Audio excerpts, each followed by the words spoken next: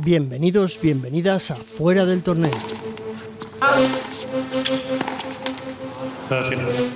El podcast sobre tenis. Pero sobre tenis con conciencia. Sobre tenis con clase. El podcast sobre tenis con conciencia de clase.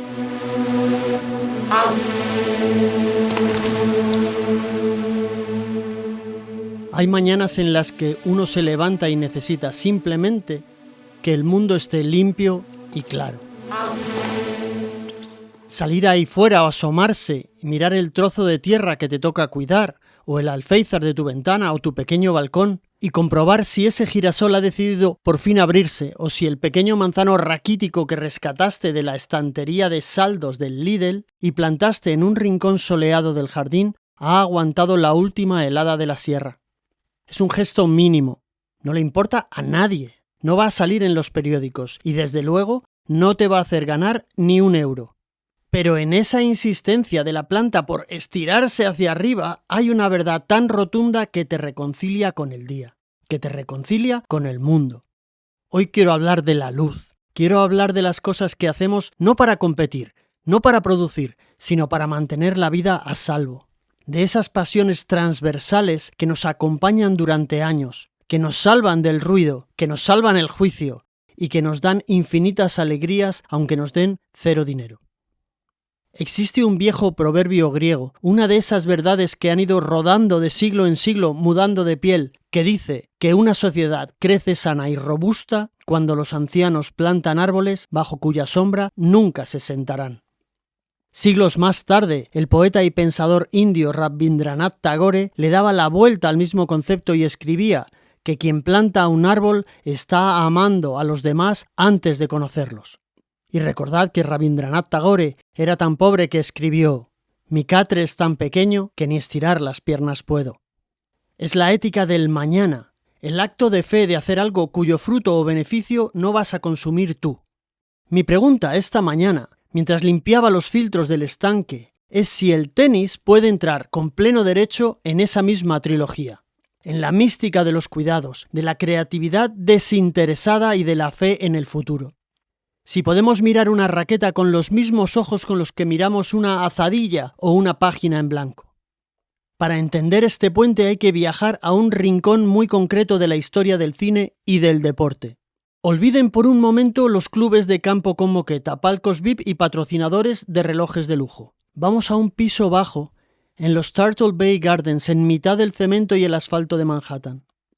En ese oasis verde creado por Charlotte Hannewell Sorchan, vivía una vecina testaruda que se pasaba las tardes plantándole cara al ayuntamiento y a las constructoras para defender los árboles de su vecindario. Se llamaba Katharine Hepburn. Katharine ganó 4 premios Oscar, tuvo todo el éxito imaginable y acumuló el dinero suficiente como para comprarse una vida entera de comodidades. Pero cuando el ruido de Hollywood y la maquinaria de la industria se volvían insoportables, metía un par de raquetas en el maletero de su coche y conducía hasta Fenwick, la finca familiar de la costa de Connecticut. Allí el trato con la realidad era distinto.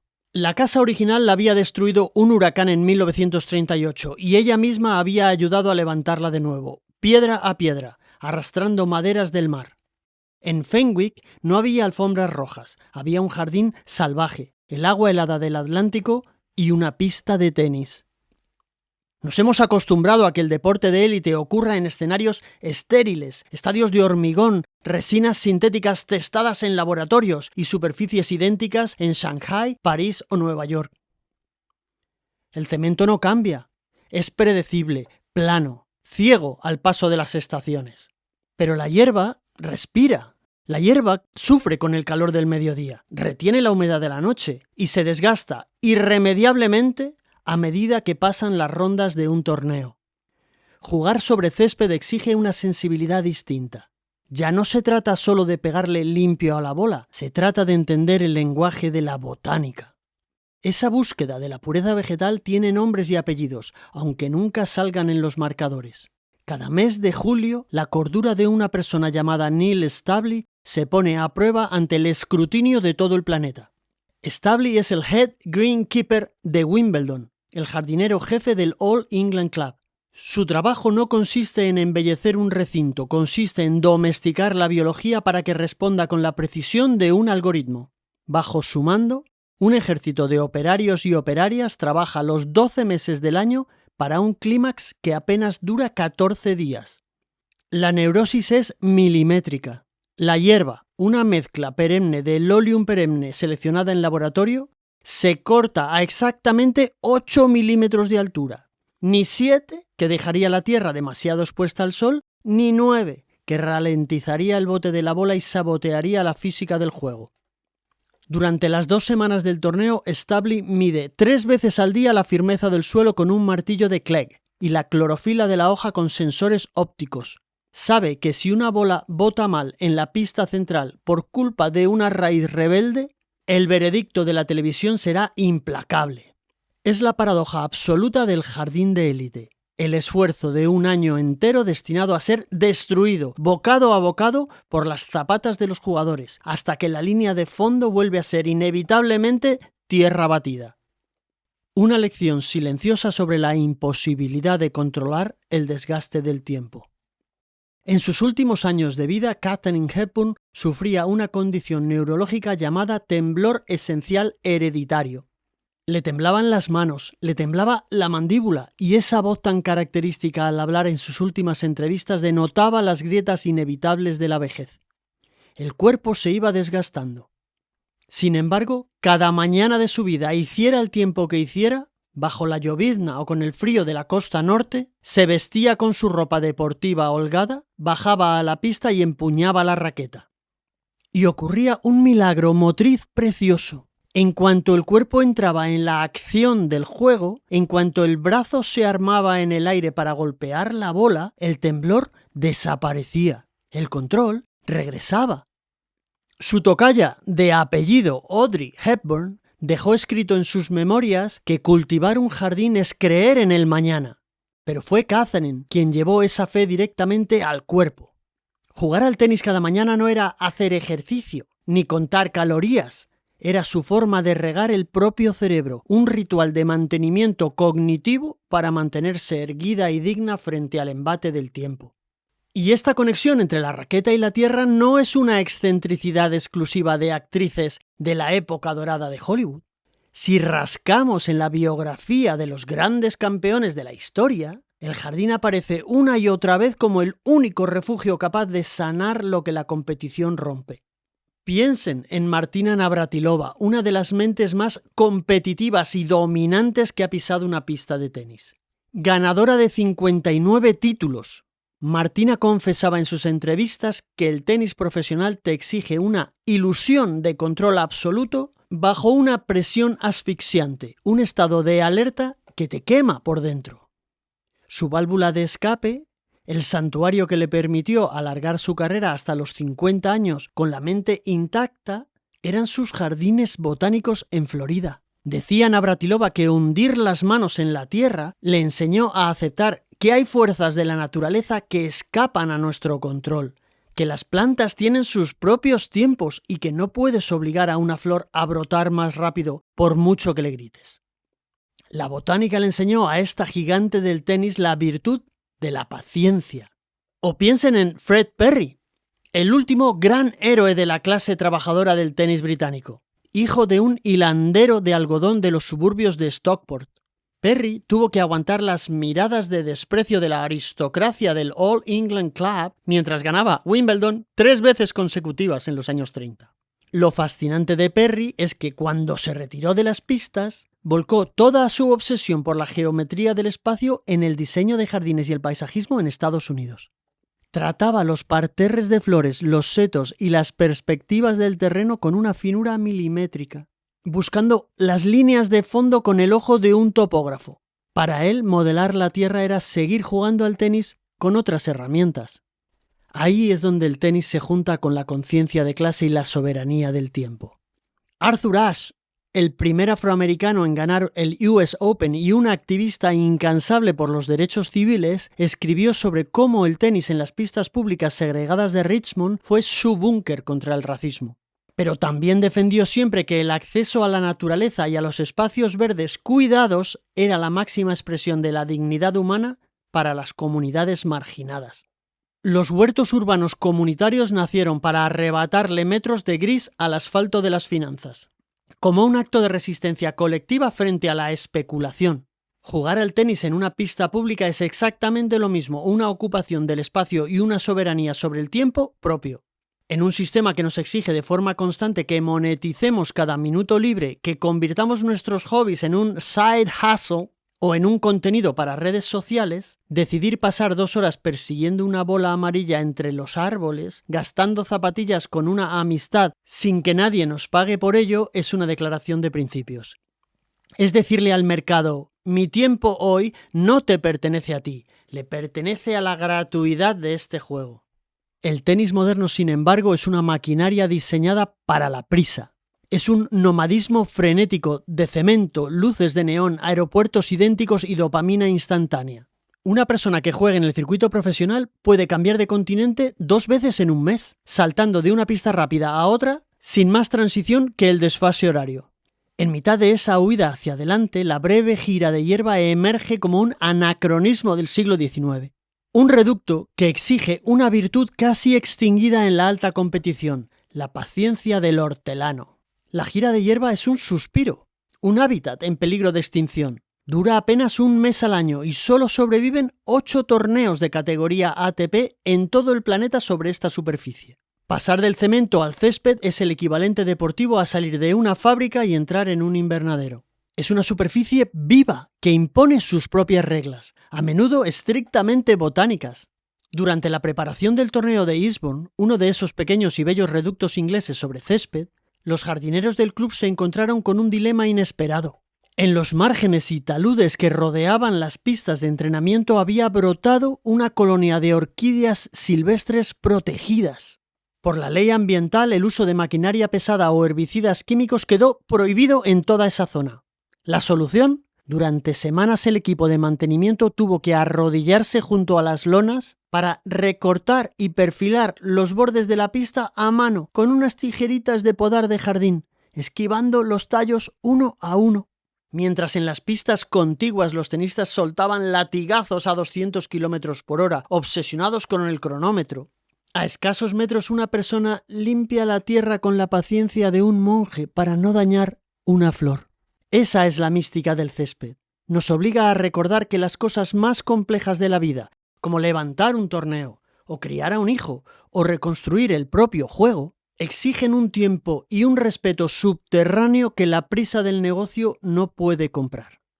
Al final, pasar el rodillo manual al caer la tarde rodeado de vegetación es el único acto de resistencia posible contra la tiranía del reloj. La ciencia moderna, por cierto, respalda esta intuición sin dejar espacio a la cursilería.